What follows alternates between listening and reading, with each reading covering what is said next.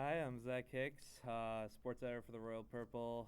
This is the Royal Purple's Warhawk Weekly podcast. I'm here with assistant sports editor Kevin Cunningham and also UWW-TV's Sean Tehan. Basically, just to start off, the point of this podcast is we're just going to be covering what's going on for your weekend and your week in UW Whitewater sports, and also we'll at the end of the show we'll have a little bit of discussion about NFL, NBA, whatever we're thinking about this week. We're going to touch on the NFL draft at the end. So we're going to start off with men's hoops. Kevin, we got a big game tomorrow. You want to talk a little bit about that? That we do. First off, we're second in the WIAC right now behind Stevens Point.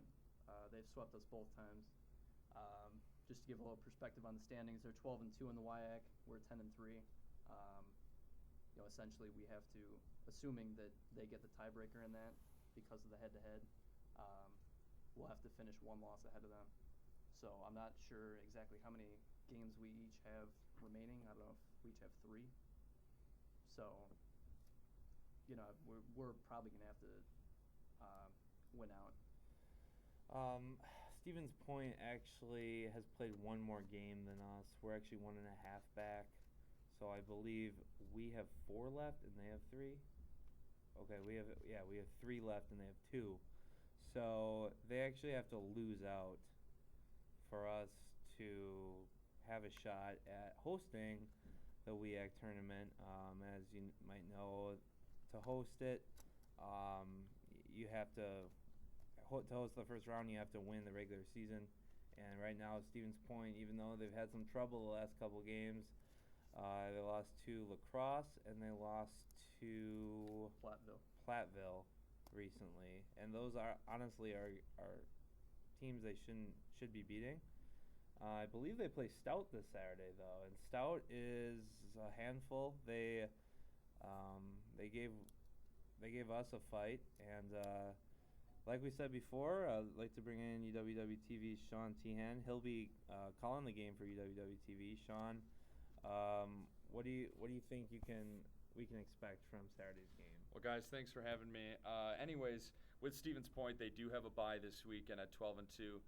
But coming up in the future, 4 Point, they will be playing UW Stout. UW Stout's a very, very good basketball team overall. The Warhawks, I got to see them live in person. UW Stout is one of the stingiest defensive teams, in my opinion, in the WIAC. I believe they're holding opponents to about a 37% from the field or something like that. Their defense is very good. The Warhawks had a very impressive comeback victory against Stout. A lot of good players, but it's going to be a long shot, really, in reality, for the Warhawks to maybe win the conference. They have to win out, and Stout only has to win one more game to at least clinch a share of the WIAC title. One thing about Saturday's game, and I'm not even sure if we said it yet, but they're playing UW Superior. Mm-hmm. And they've had a couple tough losses this year. They lost to Point twice. They lost to St. Norbert's once. But they lost to Superior. And, St. Norbert's might be one of the smaller schools, but they actually have a really nice team. Stevens Point, obviously, is the traditional power in the conference. It's a rivalry game for us, but it was surprising, wasn't it, when we lost to yes, absolutely. Superior. And even talking to WFAW's Gary, I can't remember his last name right now. I apologize for that.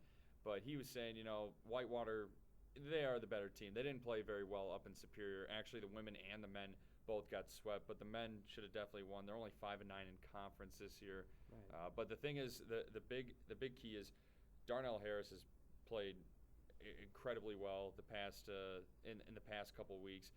He's really looking a lot better. I actually had a chance to talk to him after the game on Wednesday, after their win against Platteville here in Whitewater. And Darnell Harris has said, he's sticking to what the coaches are telling him, and it's working, and it's obviously working because it's showing in his play. He's a lot more aggressive. He earned a second double-double on Wednesday, and that's going to be a big factor for the Warhawks on Saturday against the Yellow Jackets. And do you think down the line he could possibly have not as big an impact as Chris Davis had last year, but kind of fill that role? You know, I was actually talking to Pat Miller earlier this year before the season started. I asked that same question, who's your Chris Davis? Who's that guy this year?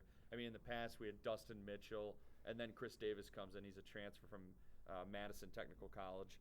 And Chris Davis, I mean, was an outstanding player. He's like, you're not going to replace a Chris Davis, but over time you may. And he pointed to Darnell Harris as possibly the guy to become that heir apparent, become that next Chris Davis, a guy who can rebound, a guy who can shoot outside, who can go inside. But he's still got a lot of work to do, in my opinion. So. Well, the thing about Darnell Harris is, if you watched him in the beginning of the season, I mean, he knows what the team was like last year. He knows who Chris Davis is. I mean, he's at every game. Chris Davis is at every game. Chris Davis actually is helping coaching right now. Exactly. I mean, so he knows Chris, and it's no secret that he can shoot the three like Chris.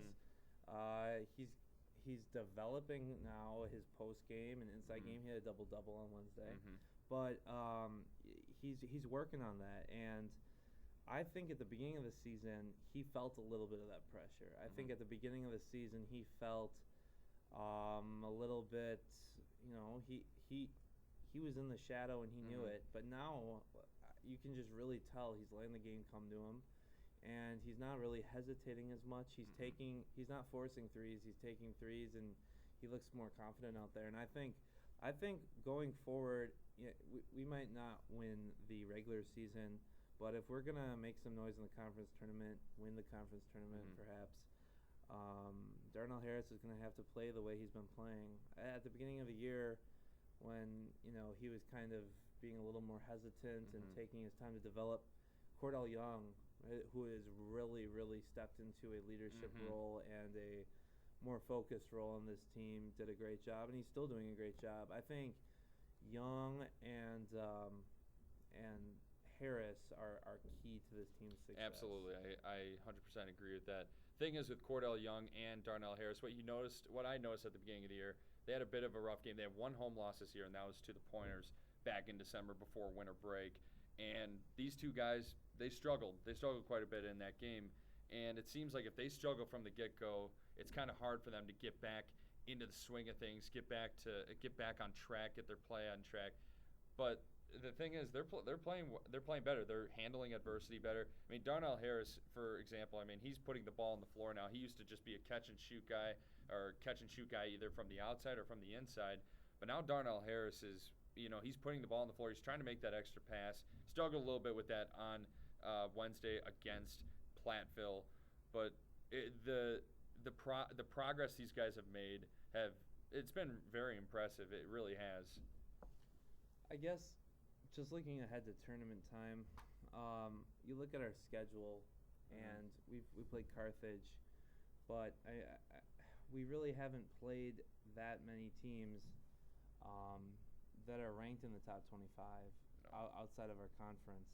And according to the top 25 polls, I mean, it's just Stevens Point and Whitewater that are ranked. How do you think, Kevin, that the Warhawks could stack up against a St. Thomas or a WPI if they face one of the top seeds come tournament time? They weren't expected to go far or as far as they did last year. They won it all. What do you think? Do you think this team could repeat? I think experience, obviously, from last year can definitely help, as well as not being expected to do that. I think that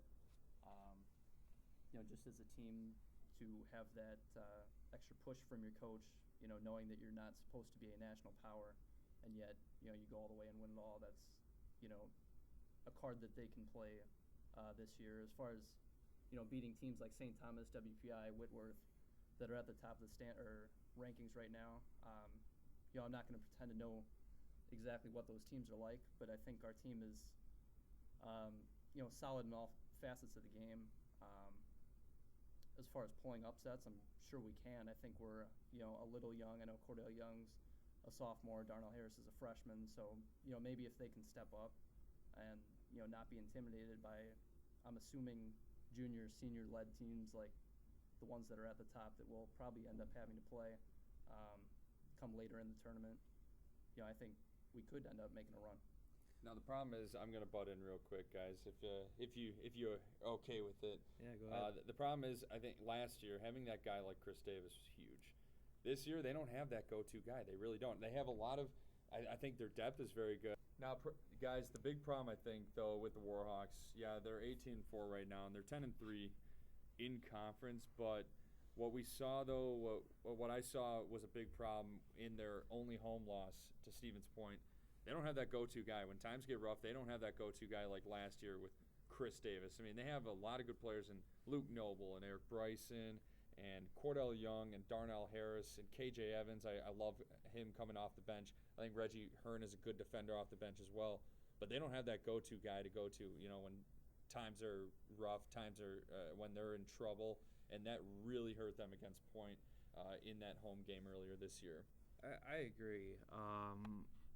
Chris Davis, I believe, had 30 points in the national championship game. It might have been 35 even. But he basically took over in the second half when they were down 18, led that team back. That's the kind of player you need in March Madness in a tournament. If you get down, it's a tournament. You're going to be down sometimes.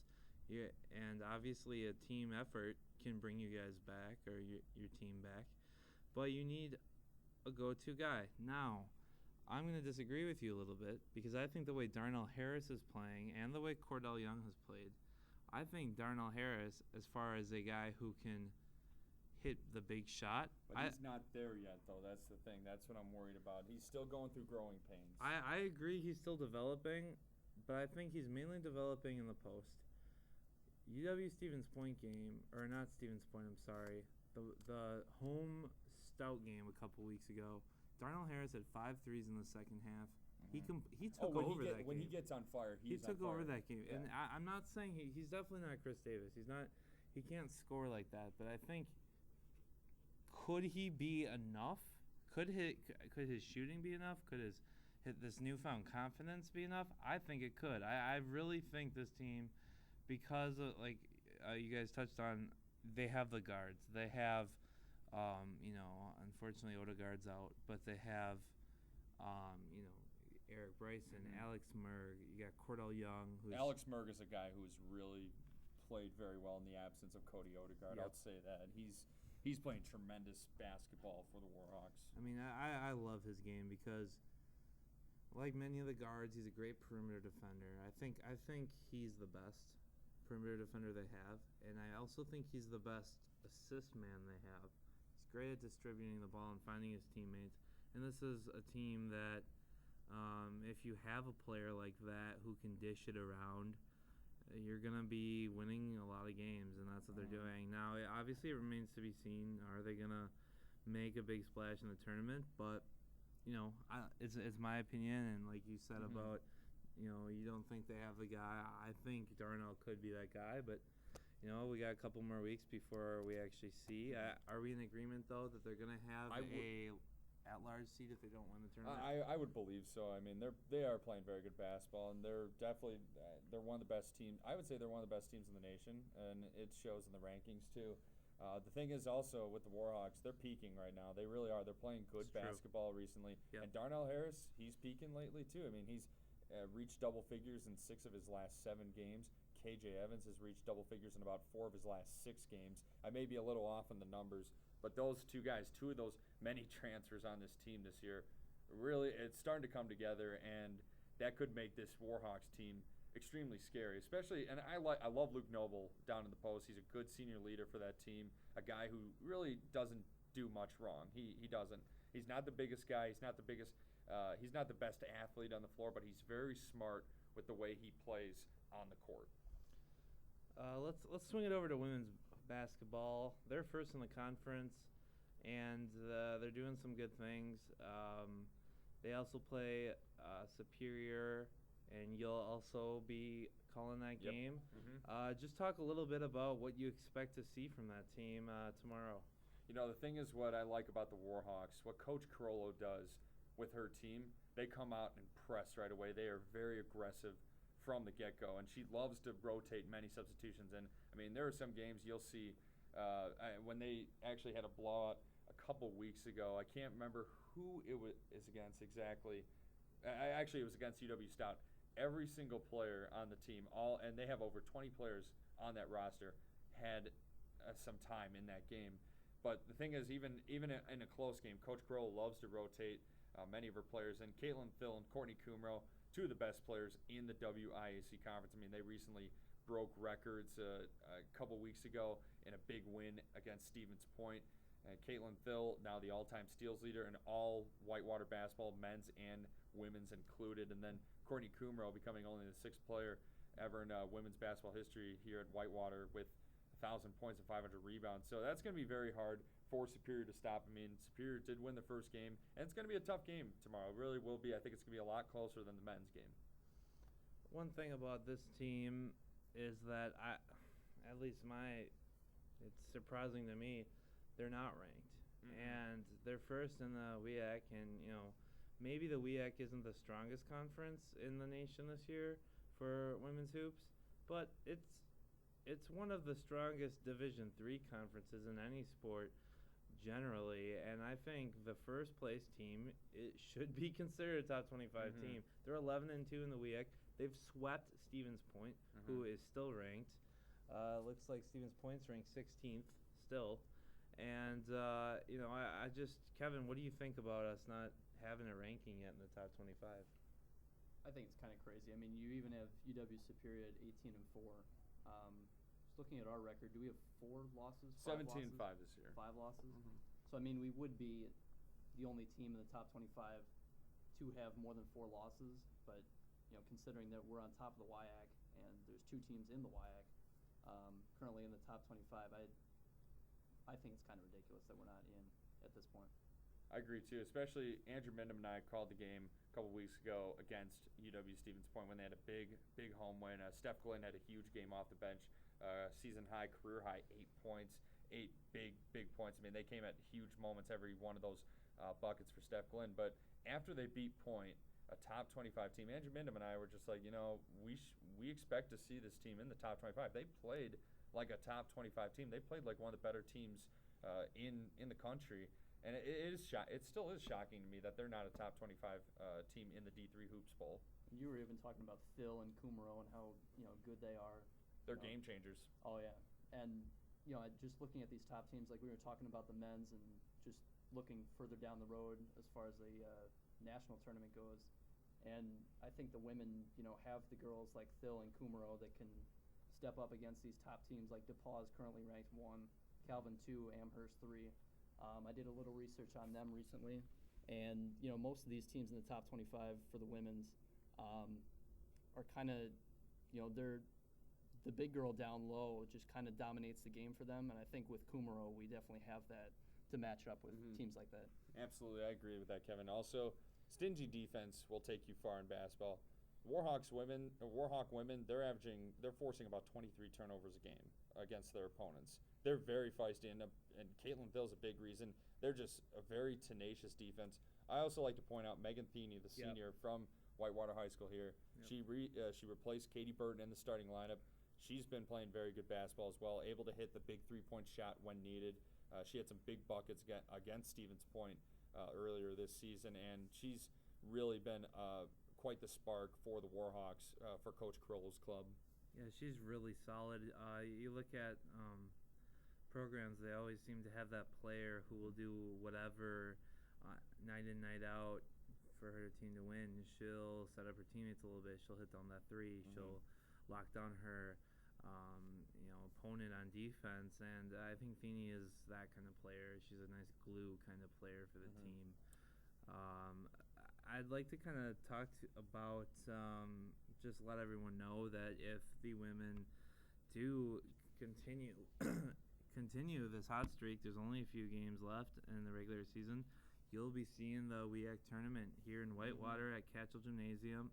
How it works is the first round goes to the regular season winner, and then after the first round, whoever is the highest remaining seed still gets to be the home team for the remainder of the tournament. So if we win, we're gonna be hosting the entire thing. So that should be fun. Definitely make sure you get out, and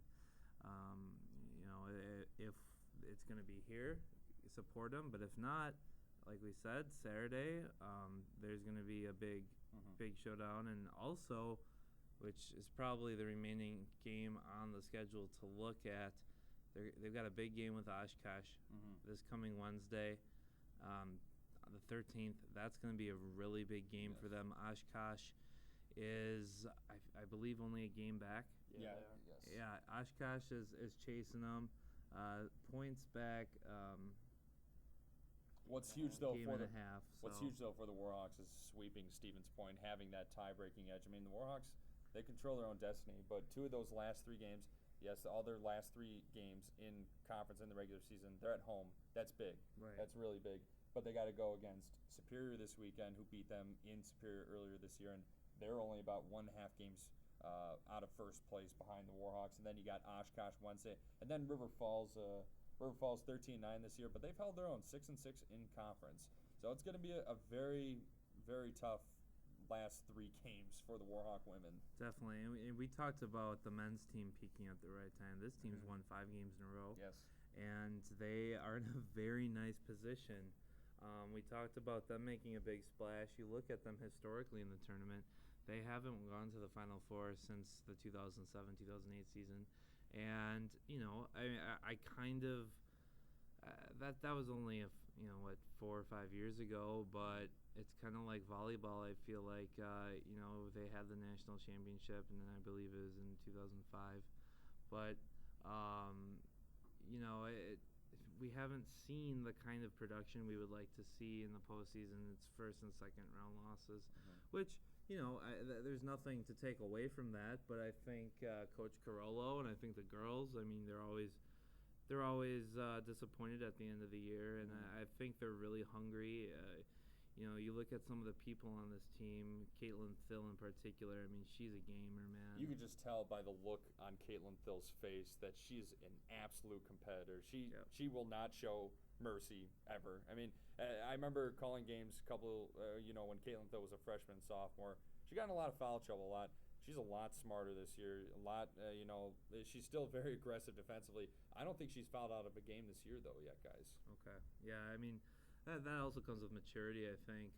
She was banged up a little bit last year, injured for a few games, which is actually why it's even more remarkable that she broke the steals record so early, because she was out for a period of time last year, and so she basically did it in 2 full seasons worth of games. Yeah, and she beat her sister's old record too, which is Tricia Phil. a little family rivalry right there. Definitely, but yeah, I mean, I think you can definitely see the maturation of Caitlin Thill, and I think her and Kumaro and the rest of that team, whether it's Mary Merg or Athene, I mean, I think they've got a really nice squad. And I think another girl to really focus on, Lisa Palmer. Lisa Palmer does a lot.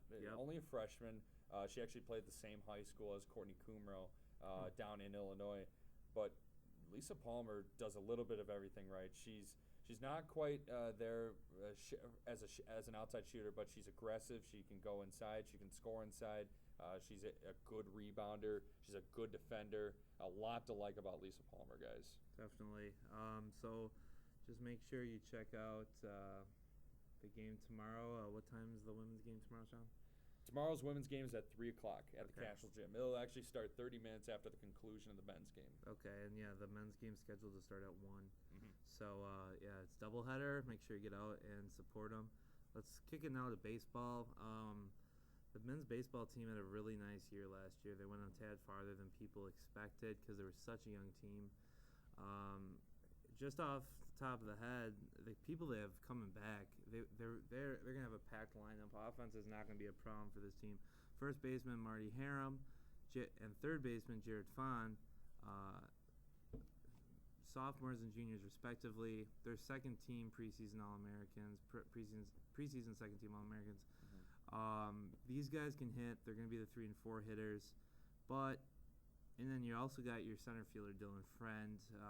He'll be an all-conference selection once again, I believe, if not an All-American. And Mike Miro, he played primarily outfield last year, but he's the catcher. He's basically the catcher of the future for this team.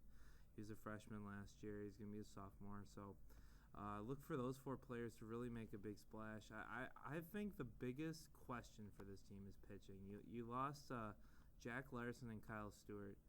These guys were kind of your anchors, but just talking to Coach Vo last year, one of the players that he really, or one of the pitchers he was really excited about was left-handed freshman Colin Grove. Now, he said he really likes the stuff he has, and obviously whenever you have a lefty that is not just a lefty, because obviously you go in the lefty-lefty matchup, that's going to be difficult, especially in Division III baseball, because there's just not as many high-quality left-handed pitchers in Division III.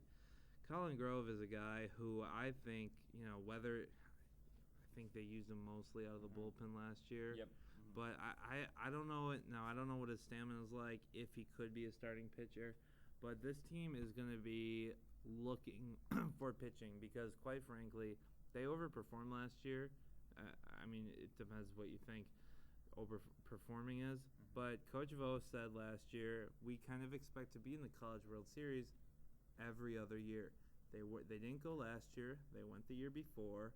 And he kind of hinted to me that this is going to be their year to go to the College World Series. And quite frankly, with Jared Fahn and Marty Harum, with those 2 bats in the middle of your lineup, you can do anything. And Dylan Friend at the top of the lineup, what do you guys think?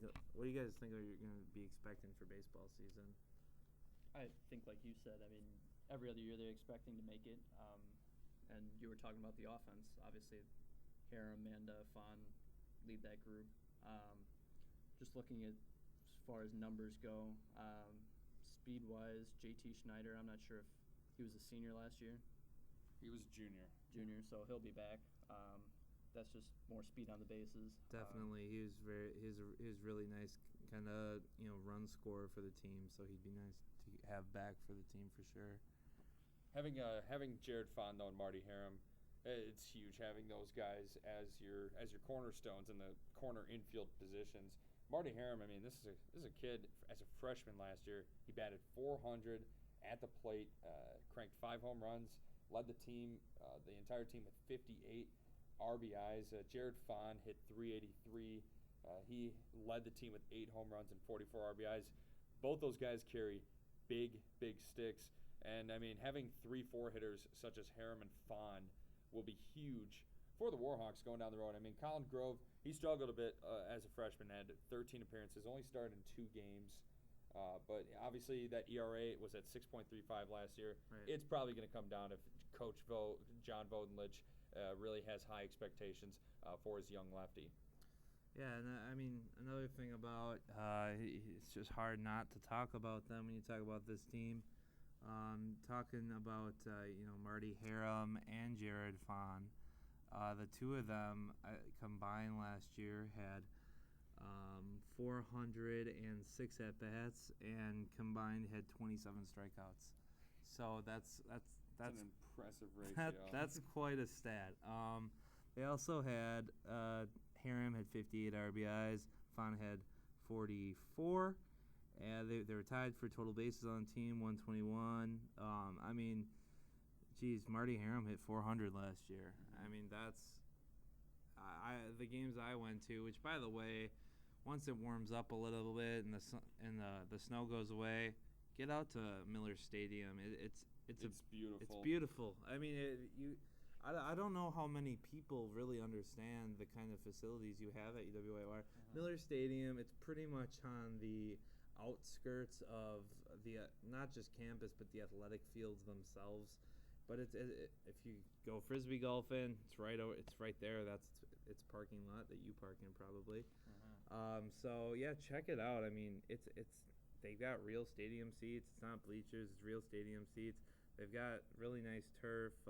I'll say that infield is a little funky though. It's a bit funky. But I mean, at least you can expect the same kind of bounce every game though. Exactly. For those that you haven't seen, they're actually not only is the infield turf, it's turf. I guess you could say dirt. The entire field there's no dirt except for the pitcher's mound. Yeah. And I don't even think that, not even the batter's box has dirt. No. So it's just like Perkins. It's like the Perkins Stadium turf. It's brown, but the infield, it's brown, but it's not dirt. And I talked to Marty Harum. I asked him, I was like, hey, Marty, what's it like taking a grounder at first on that turf?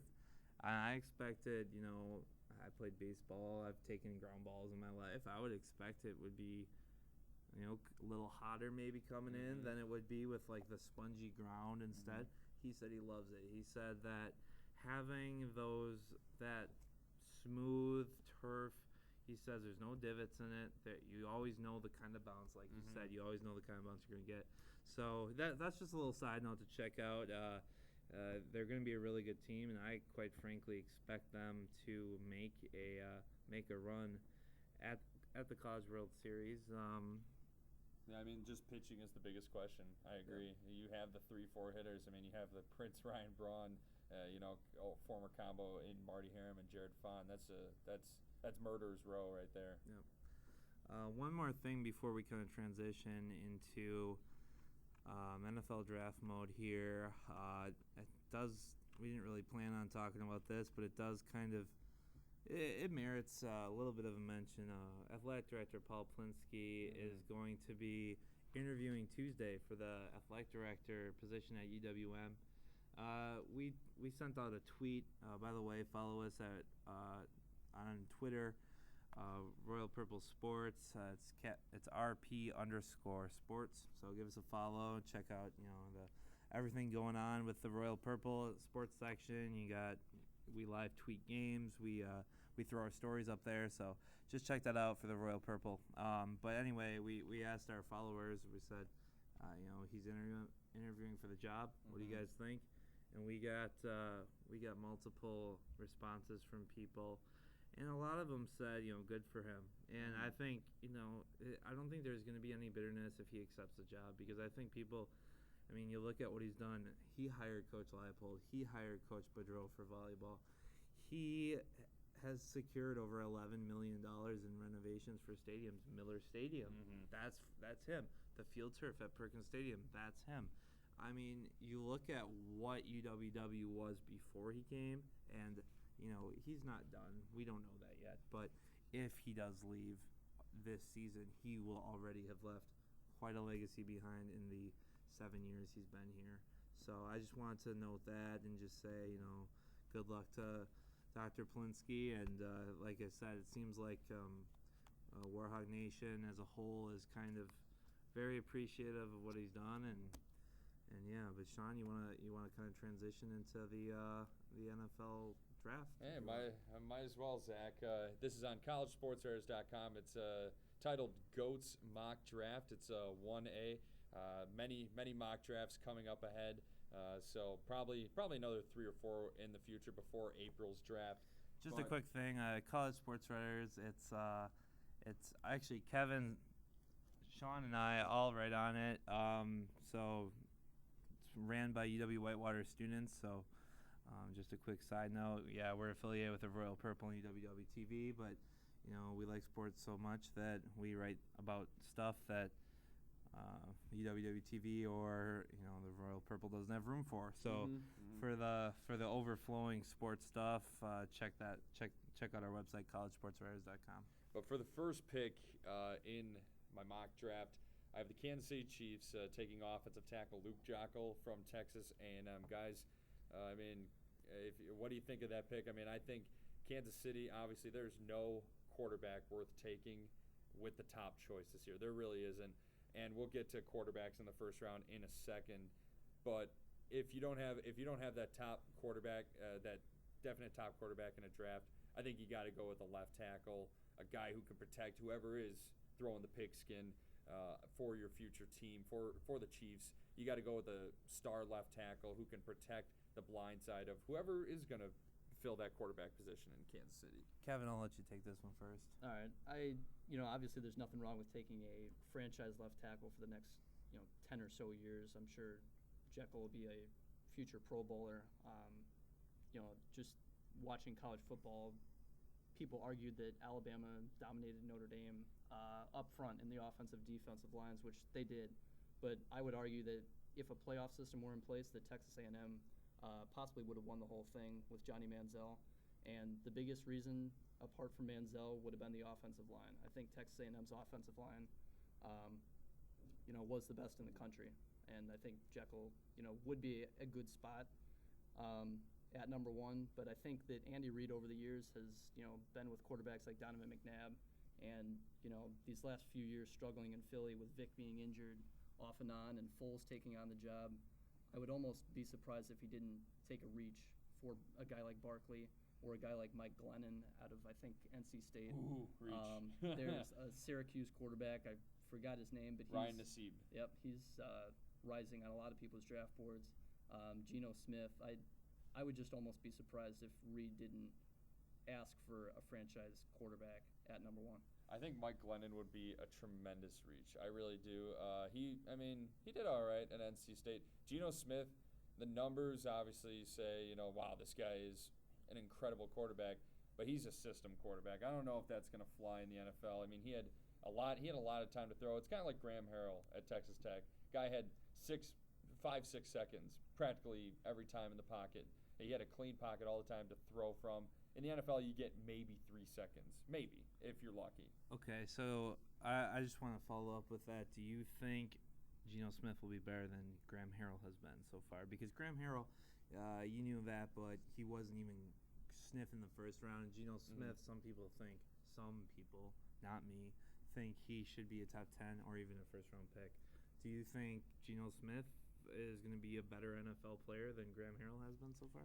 I think he'll definitely be given the chance. He'll be given the opportunity. I think he's got better arm strength, I think, than Graham Harrell did. And also, it helped that Graham Harrell did have Michael Crabtree in college.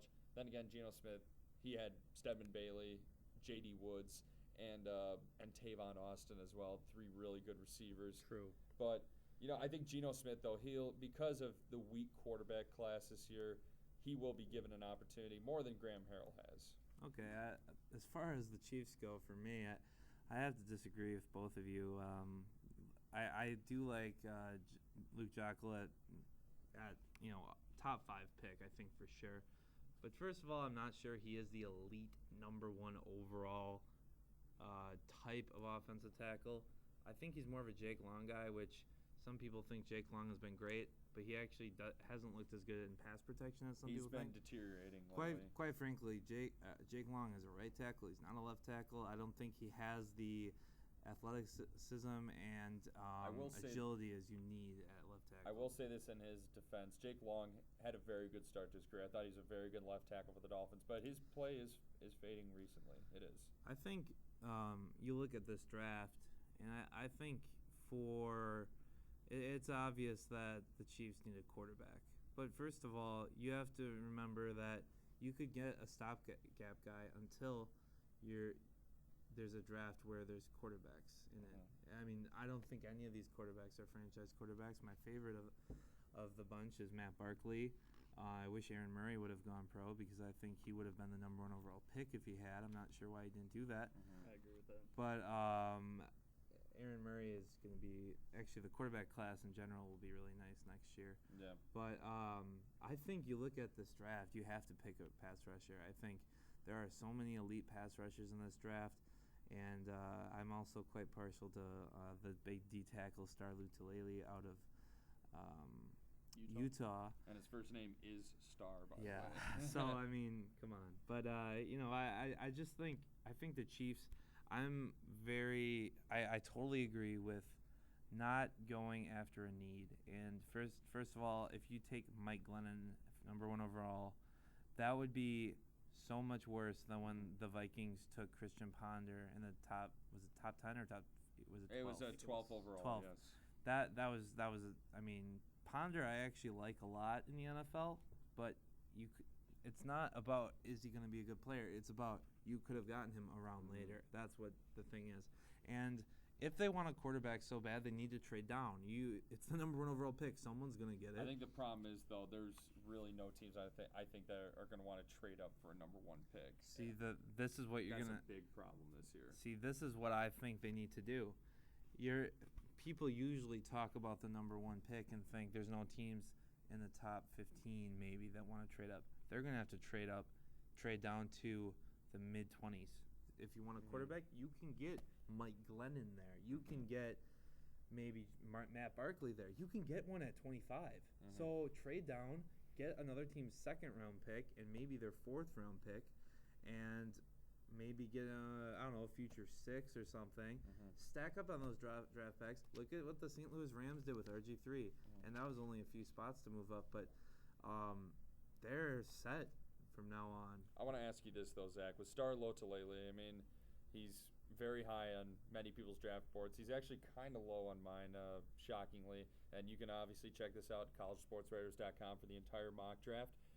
But the thing is with the Chiefs picking a D tackle like this, do you think they're willing to do that? Because it has failed so often with it. I mean, they used a 4th overall pick on Tyson Jackson. They used a top 5 draft choice on Glenn Dorsey. Both those guys haven't really panned out. Dontari Poe, they used him an 11th overall pick on him to play nose. The Chiefs did. Do you think they really will want to go after another D tackle? Do you think Star Lotulelei is going to pretty much prove to the Chiefs scouts, hey, I'm worth taking, I'm the guy you want? First of all, Tyson Jackson, I'm not going to give up on yet because I did see a couple Chiefs games, as weird as that sounds for anyone to say, at the end of the year, and he was making a few plays, so I'm not sure I'm ready to write him off. Glenn Dorsey is I'm not sure if it's sad or laughable at how bad he was. He was so dominant in college. Do you remember the hype around him? He was incredible. I mean, he was an incredible athlete on the D line. Be around Warren Sapp's level. Yes. He was Ndamukong Suh-esque hyped. But with speed, with more speed and a little smaller, not as strong. Maybe more of a run stuffer, kind of like. He was so quick with his hands, though. That's the big thing, and that's a big key for D linemen is can you separate and rip through an offensive lineman quickly. It's all about hands. It's all about just all the guys are strong. There's only going to be a couple guys who are actually going to overpower another NFL offensive lineman at their strength. But yeah, I mean it's tragic. But as far as Star Lotulelei going number 1 overall to the Chiefs, I totally see that. It's going to be hard selling to a fan base. Yep, we took another D tackle. Yes, that's the only problem I have with that. But I guess, like I said, still I would take a pass rusher before Star. I would take. I know he's not even in the top 10 for a lot of people anymore, but I think Barkevious Mango out of LSU, Jarvis Jones from Georgia. I think these guys are going to be, Demontre Moore. Yeah, these guys are. Let's wait till the combine, obviously, but that's usually when these pass rushers really start to shine because that's such an athletic freak kind of position, and you're like, oh my God, he did a 40-inch vertical and 30 reps on the bench press and ran a 4.5. The thing is, what's tough though is Demontre Moore is a guy that likes to come out of a 3-point stance more than anything, and the Packers are kind of seeing with Nick Perry, he's kind of one-dimensional as an outside rusher. The Chiefs play 3-4-D. If they switch to a 4-3, it's uncertain yet what they're going to do defensively. But what do you do with Tom Ali then? Do you move him as a D end, and then do you move Tyson Jackson and Dontari Poe inside, or do you put Tyson Jackson on the outside? And then I don't know. I like their outside. I do like the Chiefs linebackers. I like Justin Houston, and I like Tamba Ali opposite. I like those outside linebackers. I think the Chiefs. And this kind of was also what I was kind of thinking with where this team's going with the DN's option. I think that they would be really, really smart to. I know their offense isn't good, and first of all, Alex Smith, trade for him. That's a good idea. But you get Alex Smith, let's say, and then you just keep adding young players to that defense. They have some nice young players on defense. You talked about some. Obviously, Eric Berry at safety. Yes. Brandon Flowers. I love him. He's so Derek good. Johnson is a solid veteran at inside linebacker. I think he's Tom Ali is retiring soon. Tom Ali though tore up. I remember a couple of years ago when the Packers actually played the Chiefs. Tom Ali tore up our offensive line. He did. Really good player. So I just think, maybe take after the Ravens model a little bit. Yeah. Let's just get a great defense, and I think that's what Chiefs football kind of has been like. I mean, they've been some really gritty, tough teams in the past, run-first teams. And, they got Jamal Charles and that's not really the kind of running backs they've had in the No. past. They talk about Priest Holmes and Larry Johnson, just those just Those ground and pound running Yep, backs. yeah. I mean, and Priest Holmes at speed, he's more of it all around, but he'll run you over, So Mhm. I don't know. I just think for me, if I was the GM of the Chiefs, I would just kind of think let's build our defense, because I think their defense is much closer to being a playoff contending defense than their offense is, and it's going to be kind of a gradual progression for the offense. Yes. Maybe you're going to have to patch in some free agents. I think at the Yes. quarterback position, they shouldn't be trying. Just because you're the worst team in the NFL does not mean it's your turn for a franchise quarterback. And offensively, they're a wreck right now. Dwayne Bowe's a free agent also. He's gone. He's gone. He's got to be gone. gone. I mean, and earlier this year, he was taking pictures after the game, after they played the Broncos with quarterback Peyton Manning. Really? And, I didn't hear about that. He was, and it's just like, you know what? He doesn't want to be a Chief. It's pretty apparent. Well, he The has to guy's be got a bit of traded. he's got a bit of a sour attitude. He needs to go somewhere where he can be a number 2 receiver, because that's what best suits Dwayne Bowe. But I agree with you. Defense, build that up. Build that in the model of the Ravens, who just won the Super Bowl. I mean, yeah, the defense wasn't as great as it has been in the past, even back in 2000 when they dominated the New York Giants. But build that defense up, because they do have a lot of great pieces. Well, talking about, I know we're still on the Chiefs, but just talking about Luke Jekyll, offensive line is a need for them. Mhm. I'm just thinking of some offensive guys, and Dwayne Bowe, losing him really will hurt them. But they do need to get some other receivers to help. But they have Tony Moeaki, who has been really nice. He's always hurt, though. That's the problem. True. That's true. And you can say the same thing with Jamal Charles. I mean, he's very injury prone himself. But I mean, you got Jamal Charles, you got Tony Moeaki. I don't really get what they're doing with Dexter McCluster. I don't think he's a receiver. I don't know why they think he's a receiver. I think he could become, with McCluster, he has the potential of becoming like a Darren Sproles type of guy. That's a receiver out of the backfield, but they don't use him that way. Exactly. They use And him that's as a the slot problem. receiver. They use him the wrong way. And I think, let's face it, Dexter McCluster isn't going to be a Chief for life.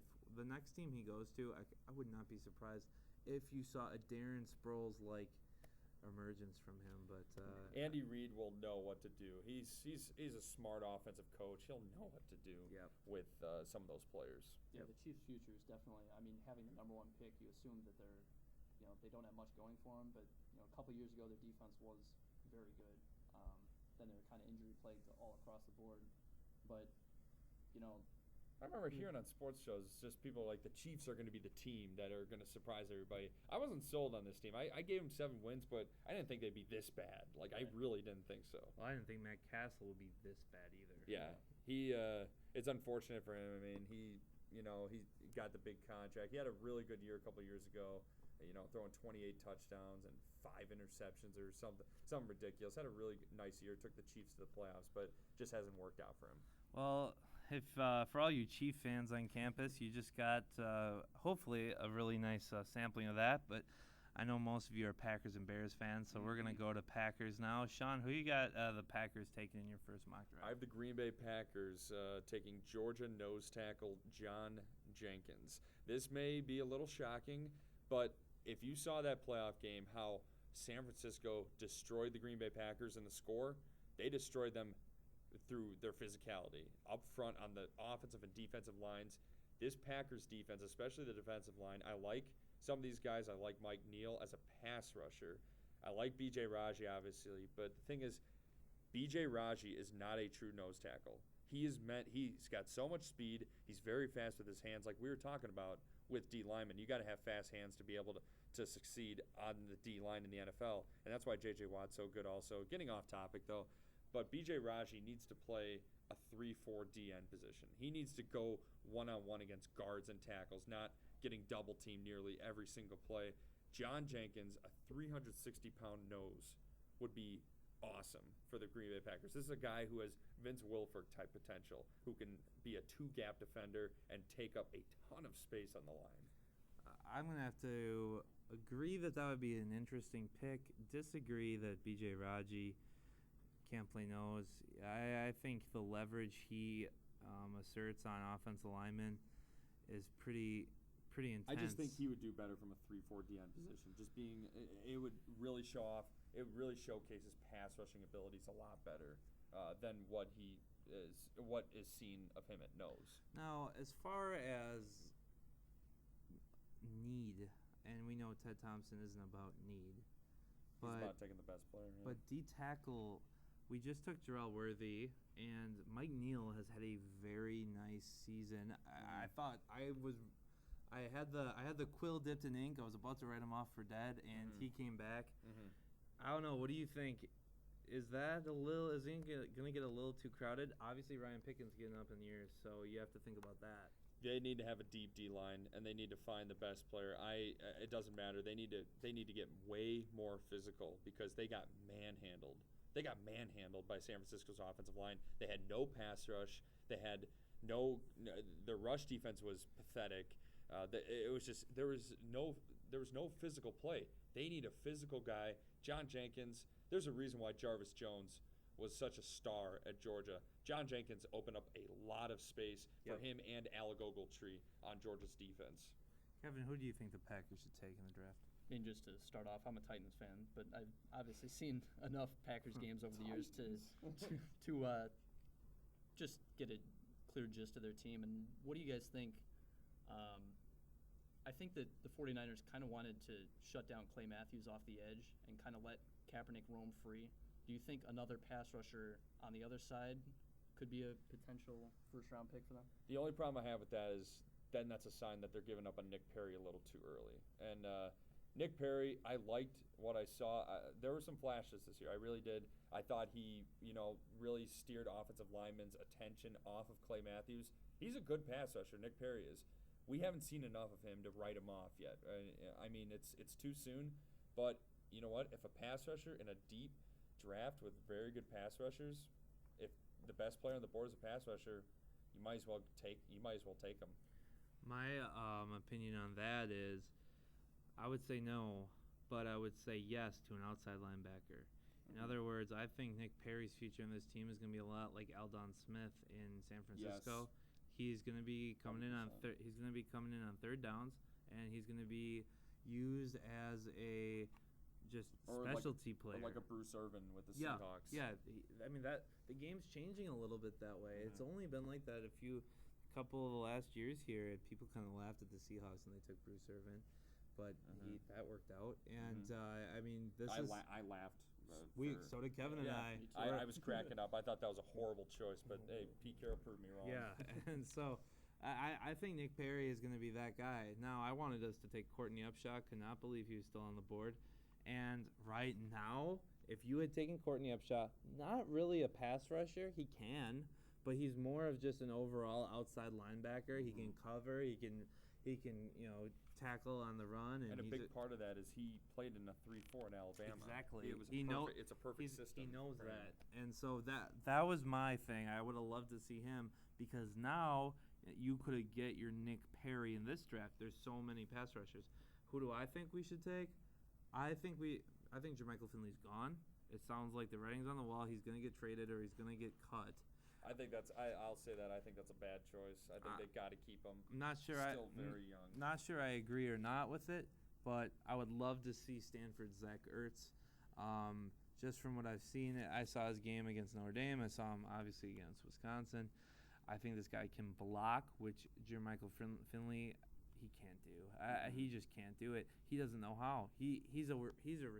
I mean, Jermichael Finley, say what you want about him being so big and strong and athletic, and I was so excited for him 2 years ago. I've jumped off the ship, man. He is not mentally tough, and people, you say this guy's not mentally tough. Well, they look at his 40 time and turn their nose up at that. That's a thing. Being mentally tough in this league matters, and the fact that he's not makes me mad. But I also think this.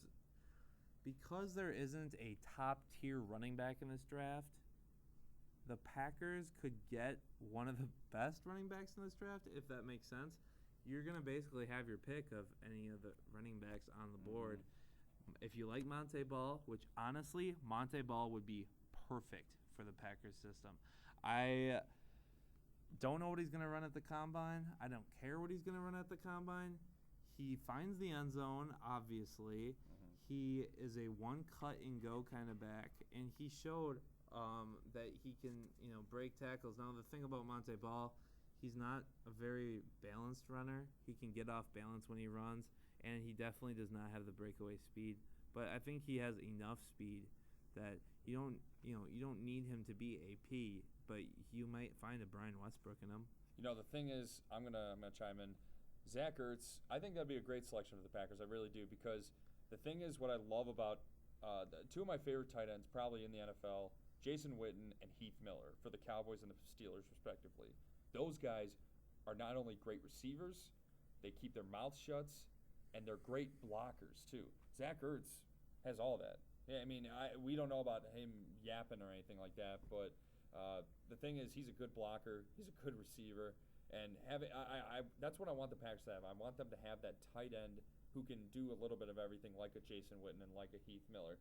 I don't think it's going to happen though, because tight ends just, their value, for some reason, even though the tight end position is so key in today's NFL, it's still not a high value in the NFL draft, and I don't understand that. And that's the same with Monte Ball too. I mean, running backs, first running back wasn't taken until Doug Martin at 31st overall. But look, I mean, then again, look what he did this season. The muscle hamster had a fantastic year, and teams may think about taking a running back earlier. Well, Trent Richardson. Besides Trent Richardson, right. And I agree that it's not a premier position, and I think the reason the Packers haven't drafted a running back high since Brandon Jackson's, well, I guess they took Alex Green in the third round a couple years ago, so that might be a little bit of an inkling. I don't think Alex Green showed nearly enough what I expected him to. I would like them to see, if they could bring for a favorable deal, I'd like to see them bring Benson back, because I thought he was starting to get it together before he got hurt with that Liz Frank injury against the Colts. There's a couple free agent running backs. Steven Jackson's a free agent. Sean Green,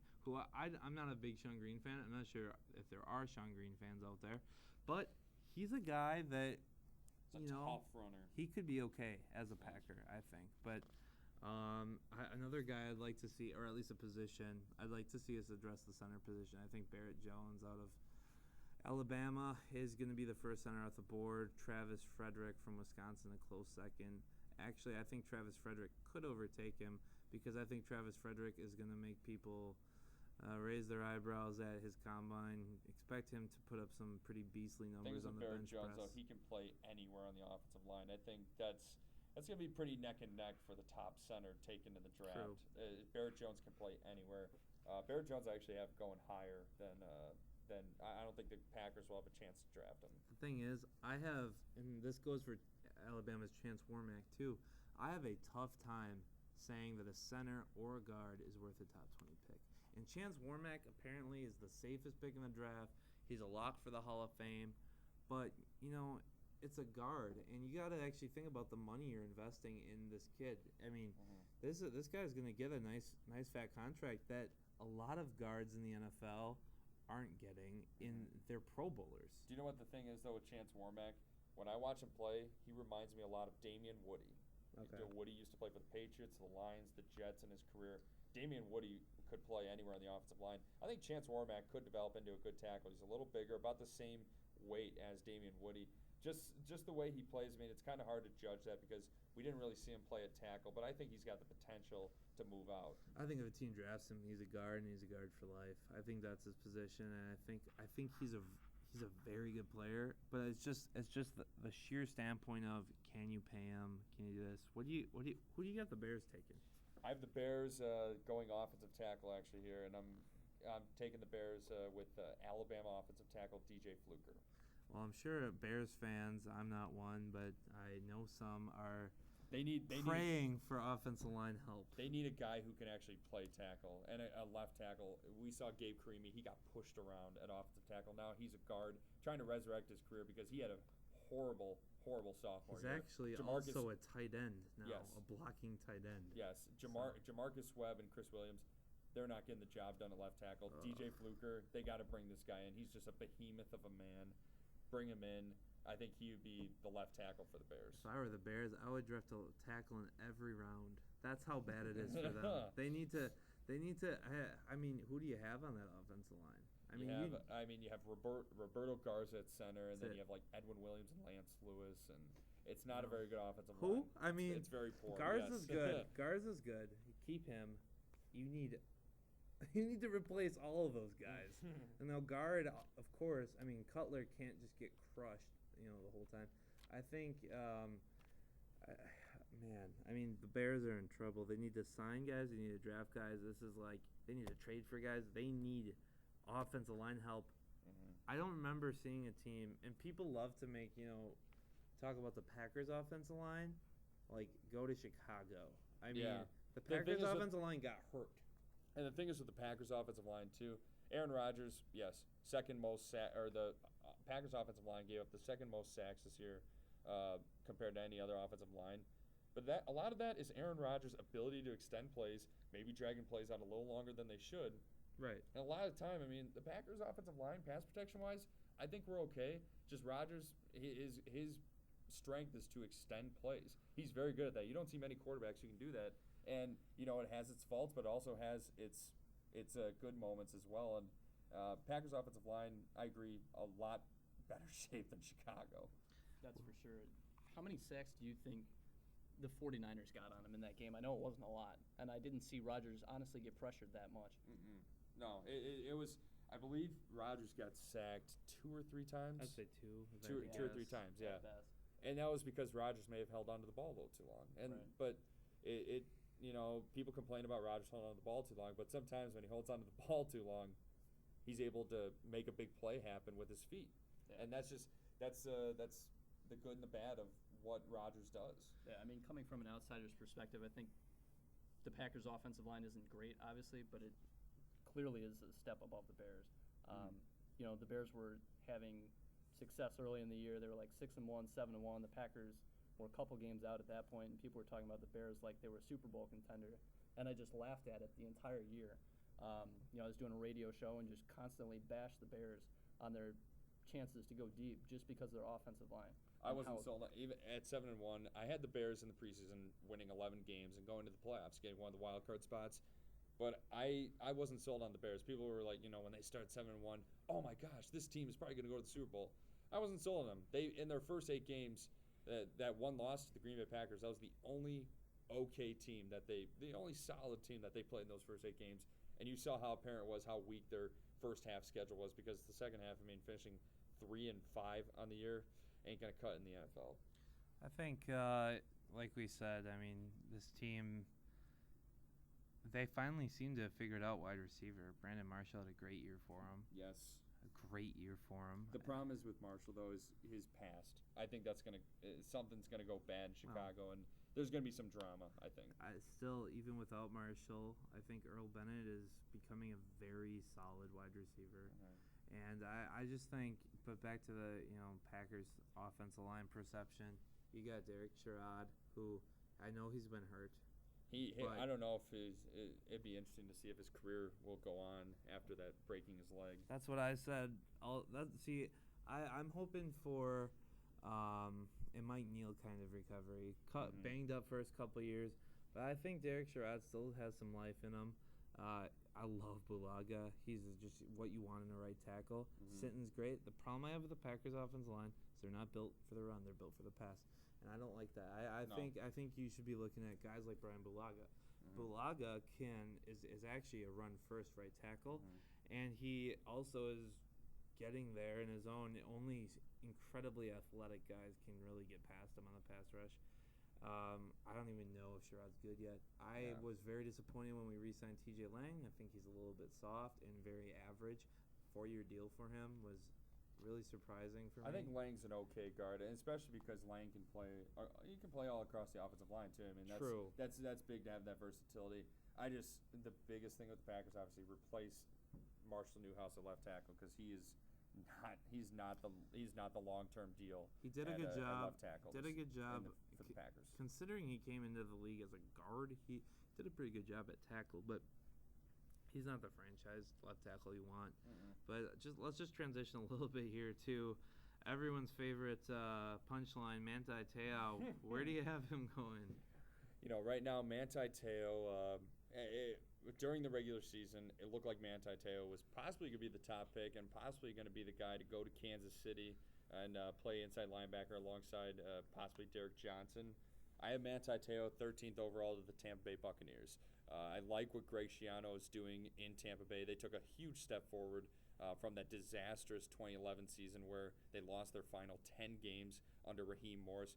Greg Schiano's Buccaneers, they had a good start. They had a bit of a rough finish, but I really like what he's doing there. And bringing a guy like Te'o in, he had a bad national championship game. I understand that, but he would help maybe become the defensive signal caller for that Buccaneers defense. They need a middle linebacker, and I think Teo's worth taking there. When you did your mock draft, did you take into account this whole fiasco with the fake girlfriend in his draft stock? Not really, because the thing is, with that fake girlfriend thing, as weird as it was, it's not the worst thing that could have happened. I mean, he didn't murder anyone. He didn't do anything. He didn't assault anyone. But the thing is, what made me mad about that was he did that as allegedly did it as a matter of building up his national publicity. I didn't really take that into account. I took into account more the national championship game. He missed probably 5 tackles. I remember there were 3 specifically behind the line he could have had on T.J. Yeldon and Eddie Lacy. He had a horrible title game against Bama. He just completely ineffective. I think he was trying to tackle his girlfriend, but that's just my take on it. Yeah, exactly, Lene Kakua. As far as my thoughts on if his draft status got hurt by it, I think initially, because we didn't know if he was part of the whole thing, we didn't know exactly how bad of a person he was throughout the whole process. I mean, now I think it's at least somewhat accepted that, yeah, he did. It could have been worse. Oh, yeah. I mean, like you said, it worse. wasn't criminal. Mm-hmm. Nothing criminal against him. We always talk about players in the Just NFL. in the face of the public, though, it was a bit criminal what he did. Yeah. He didn't do anything criminal. I think that, at worst, he hyped his image up by it. What do you think of him as a NFL draft prospect? I think he's definitely first round worthy. I don't know if he's franchise changing, like you were talking about, Sean, but taking him at 13 wouldn't be terrible. I will say this, though, with Te'o, I don't think he drops any lower than Chicago because Brian Urlacher's getting old. I could see him becoming a Bear, and that's a good situation. There's a lot of good pieces, obviously, in that Bears defense. They're always been known for their defense, and Te'o could be the heir apparent there. But, Zach, go on. Your thoughts? Okay, 2 things. I don't think he's an inside linebacker in the NFL. I think he's an outside linebacker in the NFL. When I was watching him in a 4-3, I think he's a will. I think he is a nice player, but and you can ask Kevin, I was cheering for Notre Dame all year. Obviously didn't work out so well. And I thought I loved Manti Te'o. And then the more I watched, I just didn't see it. I see how solid he is. That's the word that comes to mind, solid. I don't think of him as, he's not as physical as I want my middle linebacker to be, first of all. He's really not that physical. He can get tackles. He's fast, which honestly, he's going to be pretty good in coverage. He's going to be pretty good in roaming around, making a tackle here, just kind of doing his own thing. But I don't think and he's honestly not that big either. He's about average size for a linebacker, maybe a little on the small side. But definitely a little small for a middle linebacker. I just don't think he's physical enough to play middle linebacker at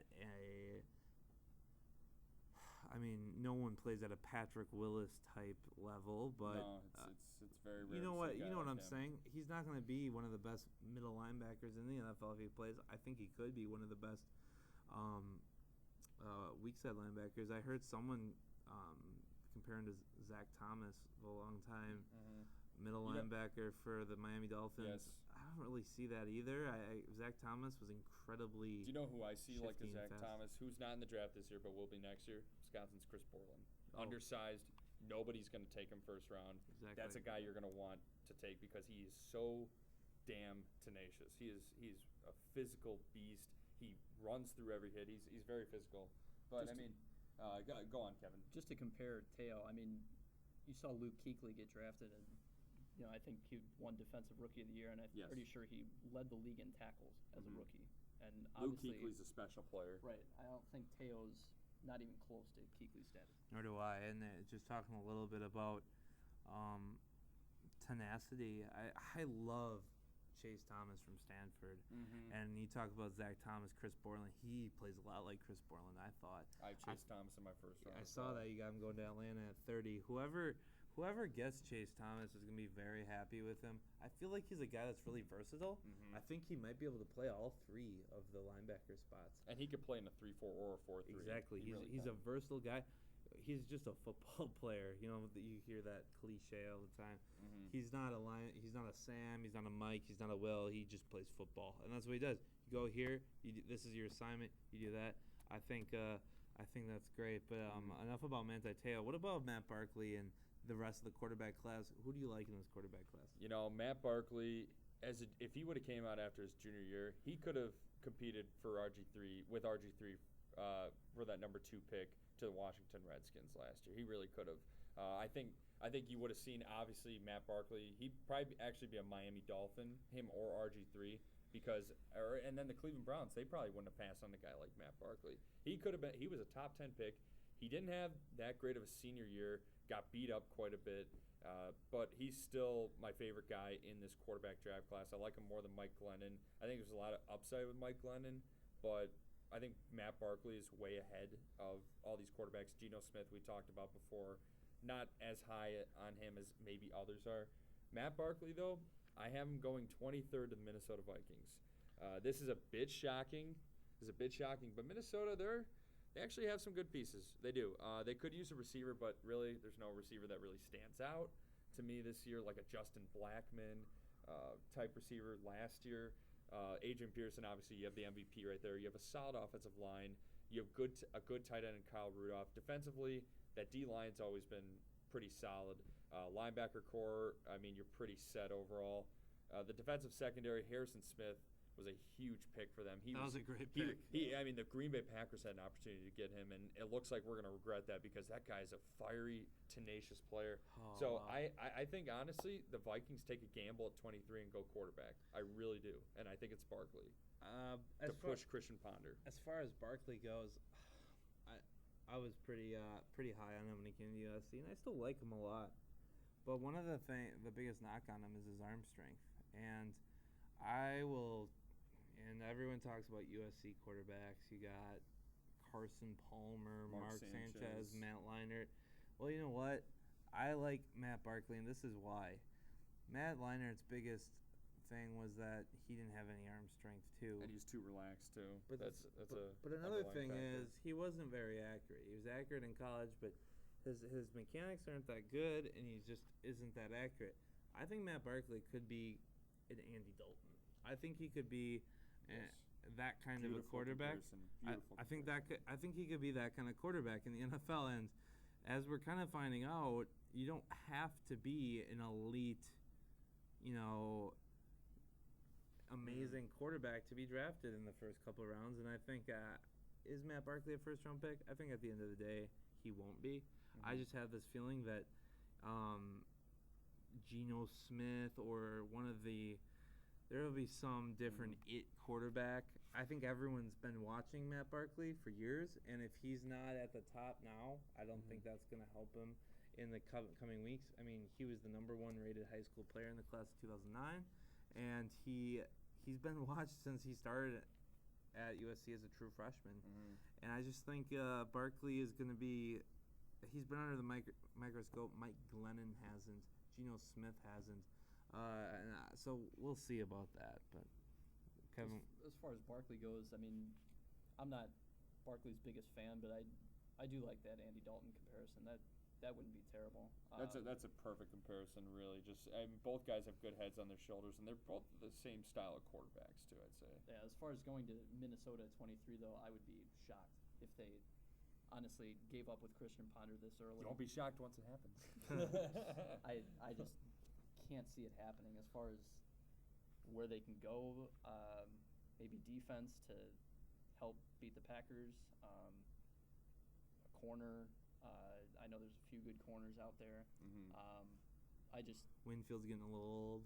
Yeah. So. I just can't see Barkley going to Minnesota. I do think he'll be a first-round pick, though. I think someone will like him enough to take him somewhere, even if it's to trade down in the first round to get him. I thing is, for cornerbacks, outside of D. Milliner, I mean, who else is really worth taking in the first round at the cornerback position? I mean, I have a guy like Logan Ryan from Rutgers. I think he's going to sneak up the draft board. He's a good-looking player from New Jersey, but I don't know. I just think Christian Ponder needs a push, and this is the push that he's going to get right here. Is the Vikings taking a quarterback? Don't think Joe Webb can push him? No.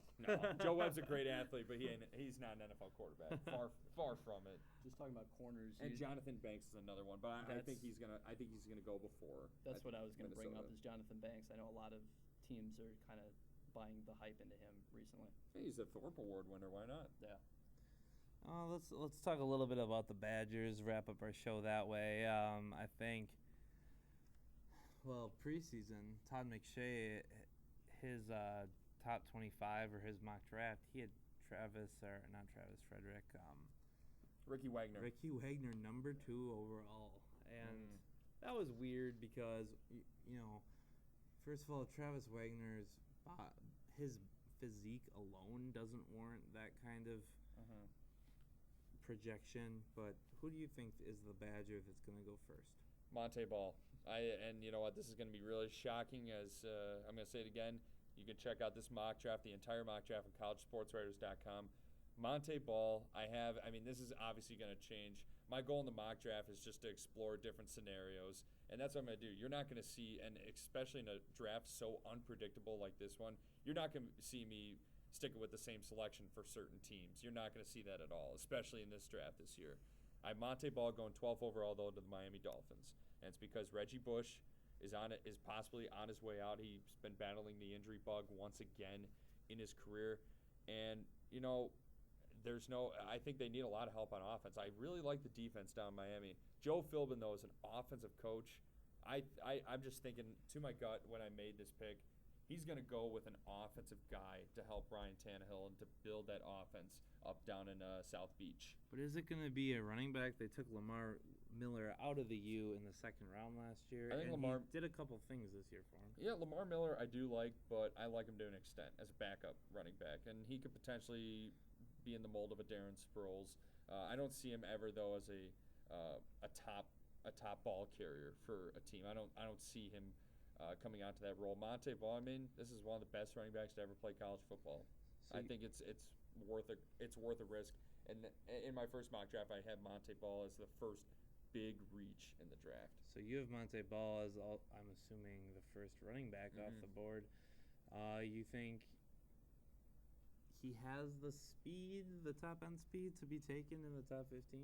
The combine will really kind of escape that out a little bit. Mainly the cone drills. I think those are the ones that are more important because there's not many opportunities in the NFL where you're just going to be running 40 yards right in a row. It's those quickness drills. How quick are you? Not how fast are you. How quick are you?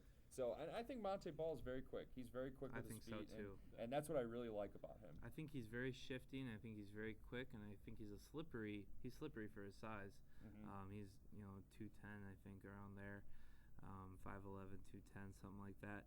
But my problem is he has no problem finding the hole. He actually has incredible vision. He has great vision. He knows what he's going to do here, and then when he gets to the final level there. He has really nice vision, which I think is the number one attribute you need in a running back. How many running backs have you seen with all the speed, they can stiff arm, but they're just stupid and they just run into their blockers and don't know where the holes are? And that's the problem with choosing running backs. There's so much to analyze with a running back, whether it be quickness, speed, vision, IQ, all this stuff, and that's why you don't see many running backs going top 10 anymore or anything like that. Trent Richardson, obviously, NFL teams really like that guy, and rightfully so. I think Trent Richardson's going to be a solid NFL running back, but you just don't. There's just so much to pick out in a running back that teams aren't so sold on picking the top flight running back in college football as their franchise guy. Because you have guys like Arian Foster also just come out of nowhere Exactly. and lead the league in rushing. Frank Gore was a third-round pick. Ray Rice was a second-round pick. Those were the two Super Bowl running backs. And yeah, exactly. There's just so much to analyze and pick and choose and kind of downplay when in that scouting process. For me, I talked about the top end speed of Monte Ball. I quite frankly don't care what he runs at the combine. I think he'll do really well, like you said, in cone drills and shuttle drills with his quickness. But I don't care what his 40 time is because, first of all, I don't think it's going to be that good. It's not going to be something that helps him. It's going to be something that hurts him. And second of all, anyone that watches Badger games, he can't really run away from people. He can score long touchdowns, but think about the track he takes. Super fast running backs hit the sideline, and they go all the way down the sideline into the end zone. Monte Ball will go down the sideline, and then he'll slice across midfield sometimes. So just another angle that the defender has to adjust to.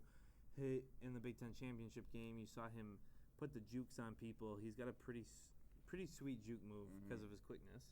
But and that's not a bad thing that he has those things in his arsenal to cover for his lack of elite speed. But he'll stiff arm you, he'll juke you, but he will not run away from you. He will not just straight up in a race, pull away. And you know what? He wasn't doing that in the Big Ten. And the Big Ten is notorious for not having top end speed. This is the NFL, okay? Wait till he gets to the NFL. I don't think his 40 time is under 4.5. And that is not good for a running back. Yeah, I mean, a lot of this, once again, on this mock draft, it will change after the combine numbers come in and how they rank among their peers and everything. But it's just something to throw out there. I mean, if a team, you got to have at least one or two reaches in a mock draft, and I think the Dolphins would be willing to make a reach like this. Just as a quick perspective you got 2 Ohio State football fans actually here out of the 3 of us, but I obviously am not the hugest Wisconsin fan, and looking at their past running backs, the previous probably 3 or 4, I disliked them, but I think Monte Ball is almost by far the number 1 running back prospect in this year's class. You got guys like Eddie Lacy. I don't see him doing much in the NFL. I just think, like you said, Zach, the Ball's overall vision as a runner, that's something that is probably the number 1 thing you have to look for in a runner. I think Ball's got it, and I think he'll definitely succeed in the NFL. I think one guy to look out for in the running back class, Nevada's Stephon Jefferson. This is a very good runner. He entered the NFL draft a year early out of Nevada, but he's a guy who could creep up on the board. Just look out for him. Okay. That's it for our show. Remember, it's the Royal Purple's Warhawk Weekly podcast. We're going to get it up to you every Saturday. So just make sure you check in with that. It's at royalpurplenews.com. And also, as Sean was saying, we've got our blog on CollegeSportsWriters.com. Make sure you follow Royal Purple Sports. Just like I said, we throw up our articles. We'll interact with Warhawk fans, and we've got live real-time coverage of events, including we'll be tweeting and throwing up a story on men's and women's basketball tomorrow. So I'm Zach Hicks, sports editor of the Royal Purple, alongside Kevin Cunningham, assistant sports editor, and UWW-TV's Sean Tehan. And thanks for joining us, and we'll see you next week.